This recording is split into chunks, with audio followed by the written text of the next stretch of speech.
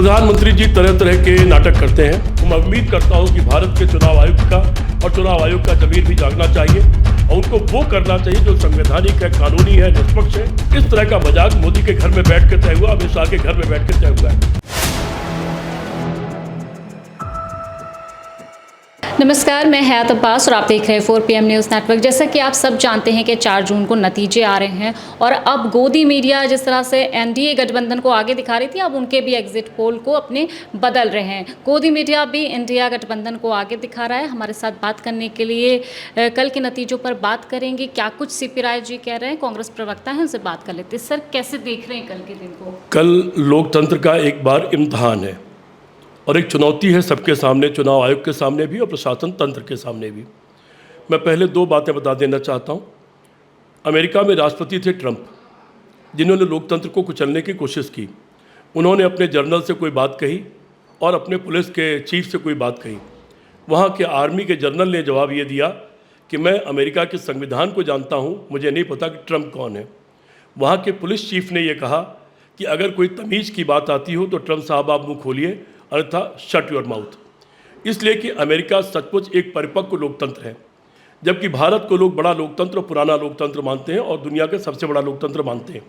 इसलिए यहाँ पर कसौटी पर है दोनों की भूमिका, प्रशासन तंत्र की भी और चुनाव आयोग की भी। इसी के साथ जिक्र कर देना जरूरी है, पिछले दिनों पाकिस्तान में चुनाव हुआ, फौज के दबाव में धांधली हुई। उसके बाद पाकिस्तान के चुनाव आयुक्त ने इस्तीफा दे दिया और प्रेस कॉन्फ्रेंस बुलाया। प्रेस कॉन्फ्रेंस बुला करके उन्होंने खुद मांग किया, कृपया मुझे फांसी पर लटका दें, मेरा ज़मीर मुझे गवाही नहीं दे रहा है, मेरा ज़मीर मुझे धिक्कार रहा है कि मैंने हारे हुए लोगों को जिता दिया और जीते हुए लोगों को हरा दिया। मैं ऊपर जाके क्या मुंह दिखाऊंगा, इस तरह का उन्होंने बयान दिया। ये बयान पूरी दुनिया ने देखा। पाकिस्तान जैसे गए गुजरे देश का चुनाव आयुक्त, अगर उसका ज़मीर जाग सकता है तो मैं उम्मीद करता हूँ कि भारत के चुनाव आयुक्त का और चुनाव आयोग का ज़मीर भी जागना चाहिए और उनको वो करना चाहिए जो संवैधानिक है, कानूनी है, निष्पक्ष है, जो लोकतंत्र के हित में है। और प्रशासन तंत्र को भी, पूरे सिस्टम को अमेरिका के उस जनरल और अमेरिका के पुलिस के चीफ से कुछ सबक लेना चाहिए और वैसे कार्रवाई करनी चाहिए।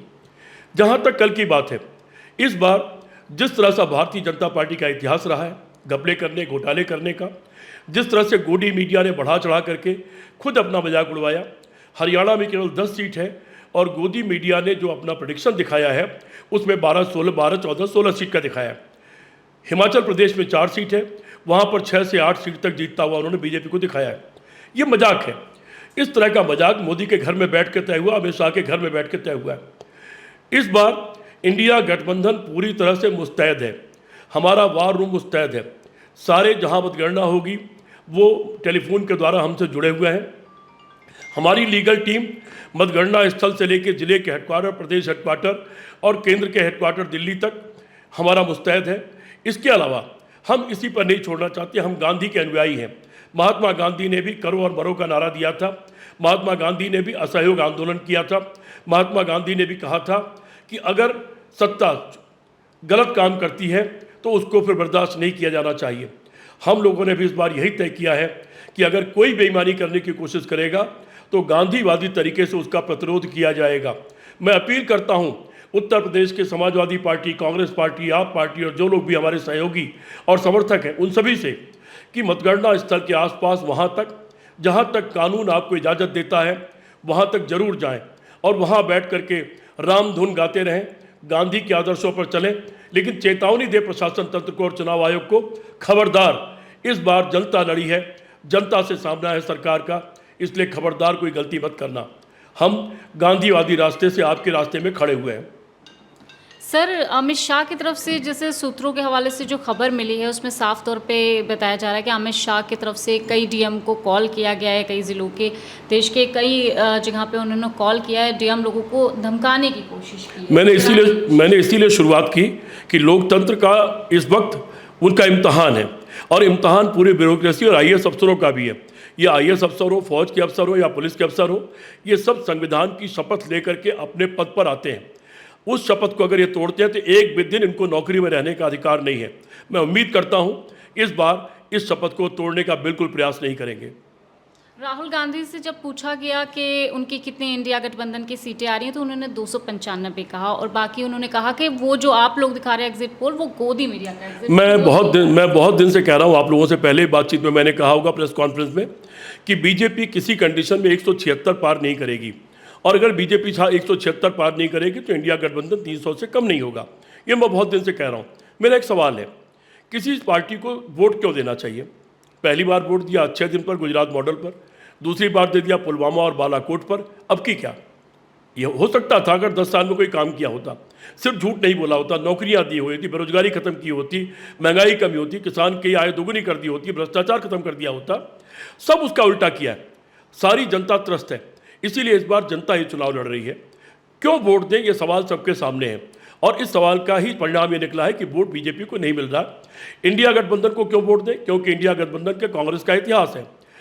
47 में सुई नहीं बनती थी, और आज अगर दुनिया से आंख में हिला के बात कर रहा है भारत, तो कांग्रेस के कर्मों की वजह से कर रहा है।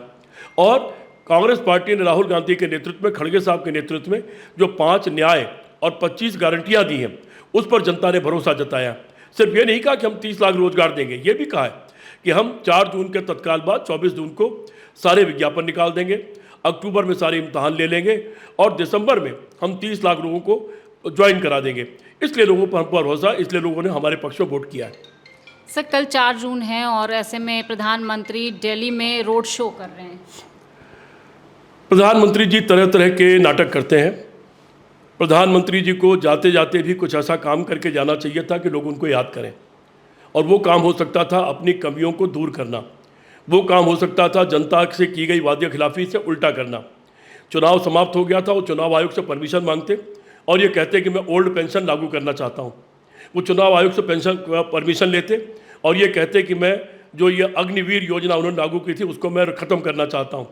चुनाव आयोग से वो परमिशन लेते और ये कहते कि 30 लाख रोजगार मैंने 10 साल में नहीं दिया, मुझे बहुत अफसोस है, मैं जाते जाते इस रोजगार की फाइल पर साइन करके जाना चाहता हूँ।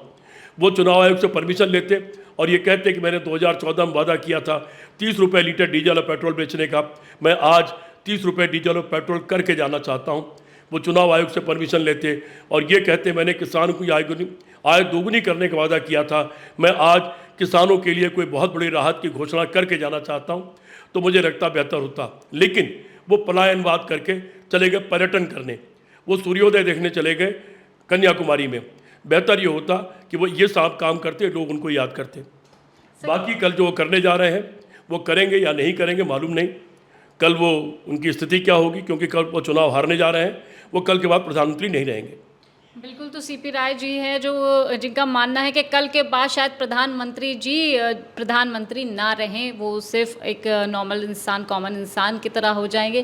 फिलहाल क्या कुछ नतीजा होगा ये तो कल का वक्त ही बताएगा। कैमरा पर्सन सत्यनारायण के साथ मैं हयात अब्बास, 4PM न्यूज़ नेटवर्क।